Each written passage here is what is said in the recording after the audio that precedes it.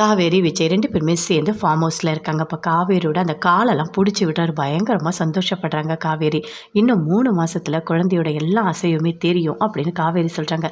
எனக்கு பெண் குழந்தை தான் பிறக்கணும் அப்படின்னு விஜய் சொல்கிறாரு. எனக்கு பையன் தான் வேணும் அப்படின்னு காவேரி சொல்கிறாங்க. சரி, ஃபஸ்ட்டு பொண்ணு பிறக்கட்டும், அதுக்கப்புறம் பையனை பார்த்துக்கலாம் அப்படின்னு சொல்லிட்டு விஜய் சொல்கிறாரு. அப்படியே காவேரி வெக்கப்படுறாங்க. 2 பேருமே சேர்ந்து ரூமுக்கு போகிறாங்க. அப்படியே ஹக் பண்ணிக்கிறாங்க. அப்படியே சாஞ்சிக்கிறாங்க. சாஞ்சிக்கிட்டு ரொம்ப ஒரு மாதிரி ஃபீல் பண்ணி பேசிகிட்டு இருக்காங்க. அப்போ விஜய் சொல்கிறாரு, இங்கே பாரு காவேரி, நீ வீட்டுக்கு என் கூட வந்துரு அப்படின்னு சொல்லிட்டு. இல்லைங்க, நான் வந்துட்டு இந்த அப்பள பிஸ்னஸை கொஞ்சம் டெவலப் பண்ணிவிட்டு வந்துடுறேன். அதுக்கப்புறம் நான் பிஸ்னஸ்லாம் பண்ண மாட்டேன். நான் உங்கள் கூடவே இருக்கேன், உங்களையே நான் பார்த்துக்கிறேன், சரியா அப்படின்னு காவேரி சொல்கிறாங்க. சொல்லிவிட்டு அப்படியே முத்தம் கொடுக்குறாங்க. விஜய் ரொம்ப ஃபீல் பண்ணுறாரு.